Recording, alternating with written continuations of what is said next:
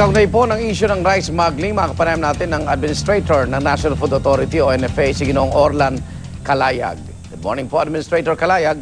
Magandang umaga po, sir. Magandang umaga po sa lahat ng nanonood. Opo, si Igan po ito at sisilipin din na daw ang umano'y sabwatan sa pagitan po ng Bureau of Customs at NFA sa issue ng rice smuggling.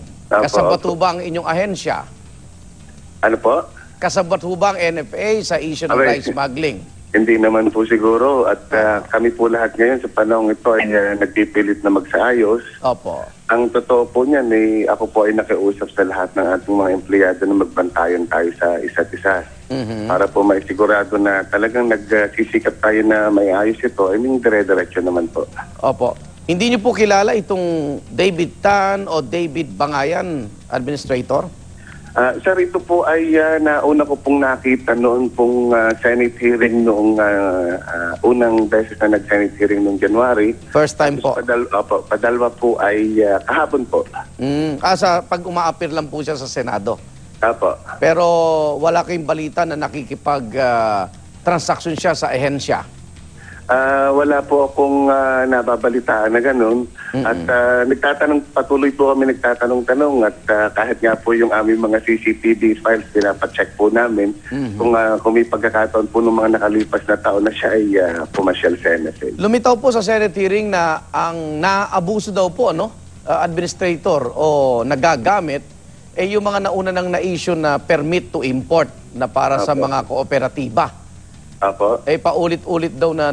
So ano pong paghihigpit ngayon ng NFA para hindi na maulit itong paggamit ng inyong mga ini-issue permit sa mga legal na importer?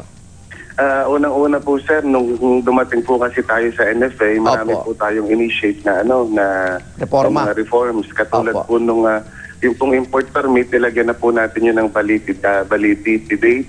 So yung pong lahat po ng permit na nai-issue natin nung pong nakalipas na taon, ito po ay valid only for 7 days. Opo. Opo. Tapos yung pong mga organization po at saka po yung mga importers, tinitingnan po natin yung financial capability nila. Kasi nung pong mga nakalipas na taon, lumalabas po na kaya po sila nagamit kasi wala naman po sila talagang yung financial capability. Kapabilidad, opo. Opo. So may financial lang sa likod nila. Opo. Nagsusubmit po ng mga financial documents. At ngayon po, hindi lang po basta nagsasubmit, binavalidate po ito ng ating mga tao. Ino-authenticate po yung mga sinasubmit nila. Opo. Kaya po medyo nadagdagan yung proseso, napunta po kami sa BIR. Opo. At kami po mismo nagbavalidate. Okay. Sapat ba ang supply ng bigas natin? Kasi di ba kaya nag-i-import, may kakulangan. Paano po yung kung sapat naman at may pinapasok pa rin na illegal? Sir, ang totoo po niyan, base po doon sa figures na binibigay sa atin ng departamento, patuloy po na tumaas yung ating production kumpara nung nakalipas na taon. Bagamat may mga na-damage po talaga.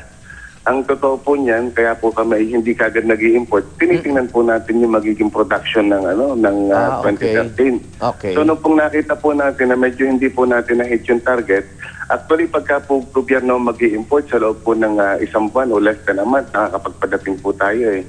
Government to government? Opo. Kaya nga po sir, yung pong ating 10 milyong sako na in-order, ay dire-diretso na pong dumadating sa ating mga pier. Okay, maraming salamat po sa oras, Administrator. Good morning. Ay, magandang salamat. Ay, maraming salamat din po. Okay. NFA Administrator Orlan Calayag.